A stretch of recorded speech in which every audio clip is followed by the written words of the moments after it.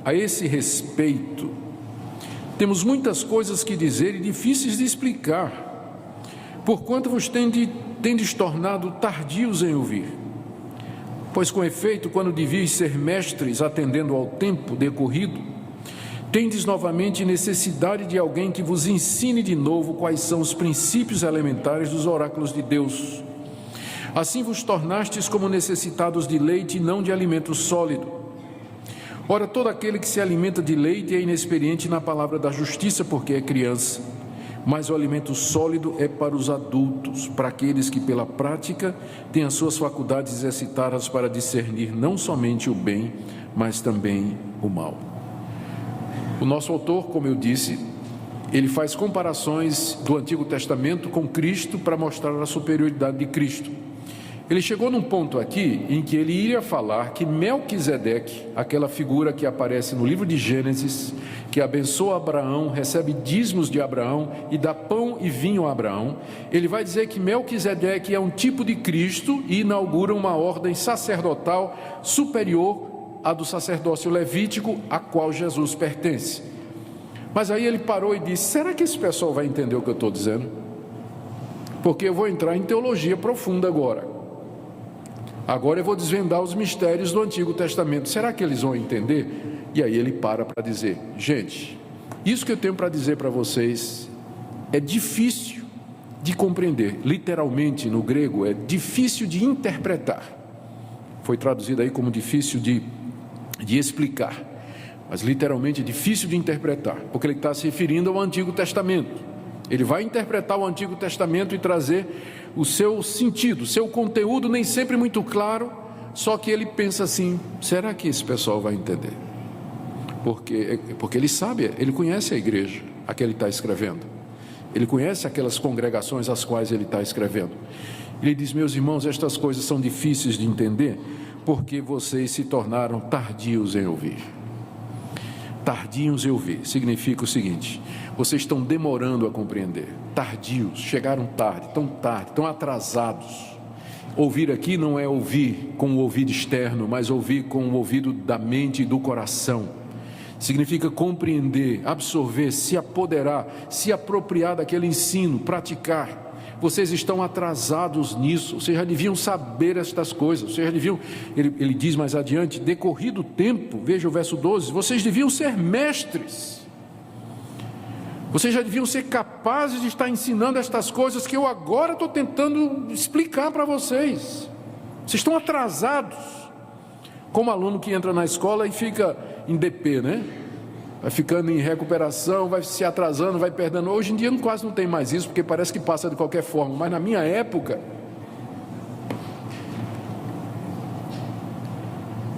era muito chato, né? Você estava na sala de aula, todo mundo tinha assim na faixa de 12 anos e chegava um menino de 16, né? Porque ele vinha repetindo, o pessoal ficava olhando assim, né? Tardio em aprender, ou outros motivos quaisquer. Para evitar vergonha, o governo achou essa maneira de passar de qualquer jeito de ano, né? Para que os tardios em aprender não sofram bullying. Mas o nosso autor não tem medo de fazer bullying, não. Ele está dizendo: vocês estão atrasados, vocês já deviam ser mestres, devido ao tempo de conversão, devido ao tempo que vocês estão aprendendo, que vocês ouviram essas verdades. Mas agora, verso 12, vocês têm novamente necessidade que alguém vos ensine de novo os princípios elementares dos oráculos de Deus. Estão precisando ensinar de novo o ABC. Infelizmente, essa é uma grande verdade, triste, mas ela é realidade.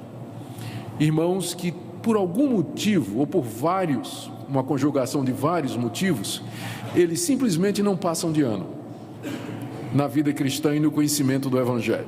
Entra ano, sai ano, vão para a escola dominical, muda a lição, muda o professor, muda o pastor, nova maneira de ver, nova abordagem, mas ele todo ano tem as mesmas perguntas, não sai do canto, não progride, não avança no seu conhecimento.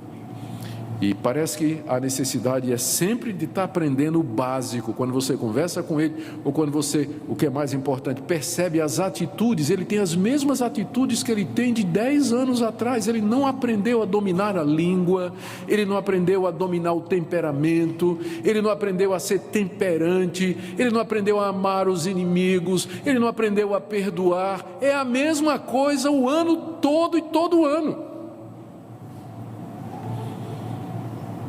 Precisa aprender o ABC do cristianismo. Precisa aprender o ABC do cristianismo. E o nosso autor aqui está preocupado com isso, porque eles estão diante de uma perseguição, e eles precisariam estar fortes, precisariam ser doutores, não é?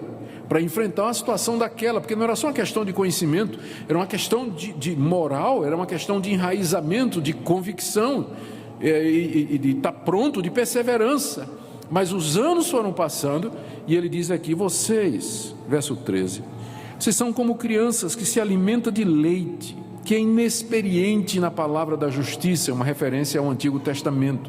São inexperientes, vocês não conhecem a doutrina básica, mas o alimento sólido é para os adultos, para aqueles que pela prática têm as suas faculdades exercitadas para discernir não somente o bem, mas também o mal.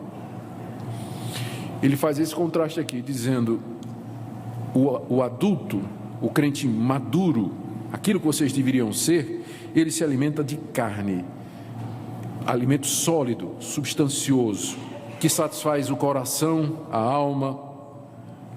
E estes são aqueles que pela prática têm suas faculdades exercitadas para discernir não somente o bem, mas também o mal. Aqui ele nos coloca o critério para você saber se alguém é uma criança na fé ou maduro, se a pessoa parou no tempo ou não. Ele diz assim que o crente maduro, aquele que desenvolveu, o adulto que seguiu o tempo normal de crescimento, ele pela prática e pelo conhecimento da palavra de Deus, ele sabe discernir entre o bem e o mal. E o bem e o mal aqui não é só entre o que é certo e o que é errado, mas entre o que é doutrinariamente falando, mas o que é certo e o que é errado eticamente falando. Decisões éticas, decisões morais, valores. Isso aqui está errado, isso aqui não condiz com o caráter cristão, isso aqui está errado, isso aqui não condiz com a doutrina cristã, isso aqui está correto. A pessoa percebe. O nível de discernimento do povo evangélico nos nossos dias está caindo a níveis preocupantes. Um dia desse eu vi no Facebook, alguém colocou a seguinte postagem: agradeço a Deus pelos 2 homens que mais me abençoaram na vida, Edir Macedo e Augusto Nicodemos.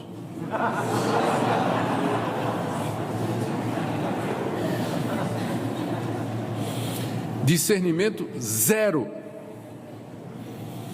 Porque se tivesse algum discernimento, saberia que você não pode ser abençoado por Augusto Nicodemos e Edir Macedo ao mesmo tempo, que nós dois dizemos coisas absolutamente contrárias.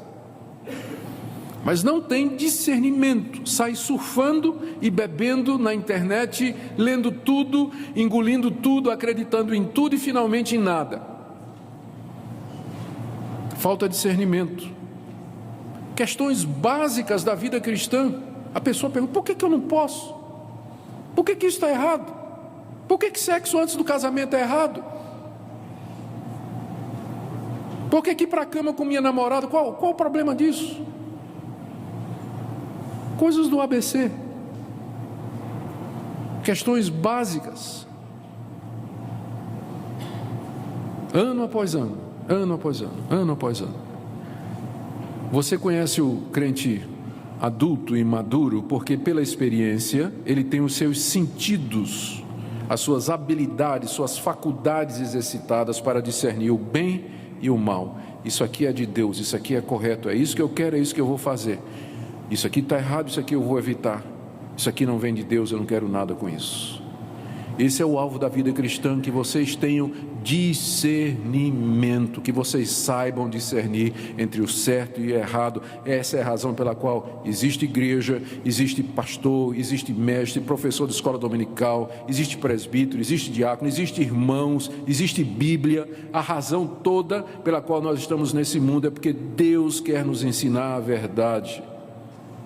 É esse o alvo dele conosco. Por isso o nosso autor está dizendo aqui: vocês, Ele está inconformado, né, com seus leitores. Está dizendo: gente, eu não posso estar ficando ensinando isso para vocês o tempo todo. Eu tenho mais coisa, vamos para frente. Isso aqui é o ABC.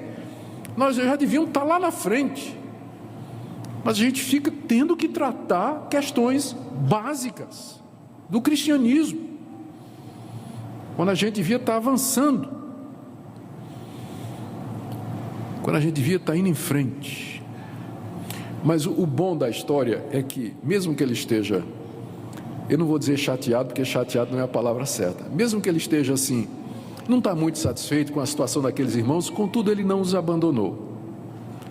Ele adverte, ele exorta, ele está escrevendo uma carta, ele ama esses irmãos e quer ajudá-los a sair daquela situação, porque ele teme alguma coisa pior que possa acontecer durante aquela perseguição, que é o que ele vai dizer em seguida. Aqui no capítulo 6, de 1 a 3, ele faz um apelo para que aqueles irmãos prossigam, que eles não fiquem naquele estado de marasmo e monotonia, mas que eles prossigam. Por isso tem a ver com o verso 14, né? Por isso, né, que o nosso alvo é o crescimento, pondo de parte os princípios elementares da doutrina de Cristo, deixemo-nos levar para o que é perfeito, não lançando de novo a base do arrependimento de obras mortas, da fé em Deus, ensino de batismos, da imposição de mãos, da ressurreição dos mortos, do juízo eterno.